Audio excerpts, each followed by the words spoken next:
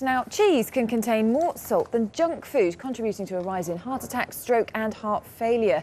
Health experts say cheddar, a staple of the British diet, has been found to contain more salt than a packet of crisps, while other popular cheeses like feta, halloumi and roquefort have higher levels of salt than seawater.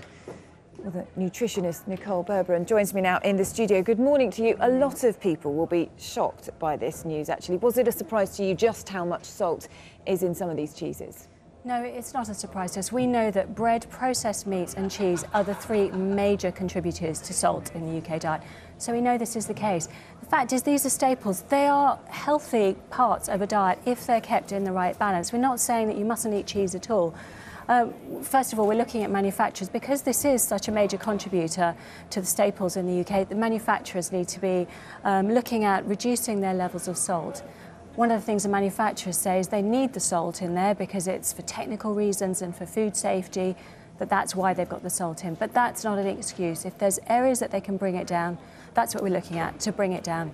Because we're not going to say don't eat cheese at all. It's protein, it's calcium, it has a place. And the trouble is, in combination with other things, then people could actually be having quite a high daily salt intake and not realise what would be the dangers of that. Too much salt, we're seeing a link to raised blood pressure, strokes, cardiovascular disease, kidney problems, and other areas where we're seeing damage. When you bring the salt down, we see the risk of those coming down, and across the population, we're going to see health benefits if we bring the salt down. That's why there's a real push across the food industry, particularly to bring the salt down.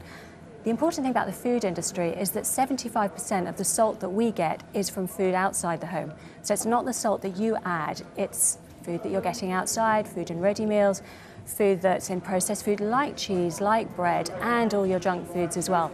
So that's why the focus is on that 75% of the, get that one down. And of course, ourselves too. We can bring our salt down in the food that we add. There's many alternatives to adding salt when you're cooking at home. Lemon, black pepper, chili, herb spices, all of these are actually beneficial components. So things that you can do yourself, but there's a part that manufacturers have to play, seeing as that is inevitably still part of our intake that we're going to get. So important for people to check those labels, because on the subject of hidden salt contents, that it's added to virtually, you know, a huge number of products, isn't it? Including even things like biscuits and all sorts. Anything you get outside the home, you're going to need to check it because there's probably going to be salt added. You'll be surprised. Things like cakes and biscuits, yes, they do contain salt.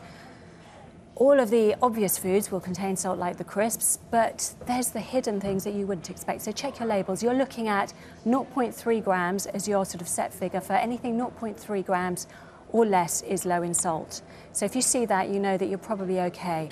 We've got a target of about 6 grams total of salt a day. So if you've got a food that's giving you 1.5 grams or 2 grams of salt, maybe a sandwich, then if you've only got 6 grams, one sandwich might take you halfway through your salt for the whole day just in that sandwich. So it's checking those labels, having a look at where you're getting it from.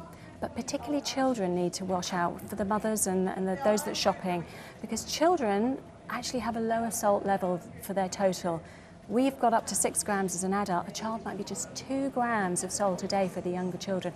You can see that with the salt levels being high, that's very easy to come to that 2 grams and higher. OK, that's nutritionist Nicole Berberian. Thank you for joining us this morning.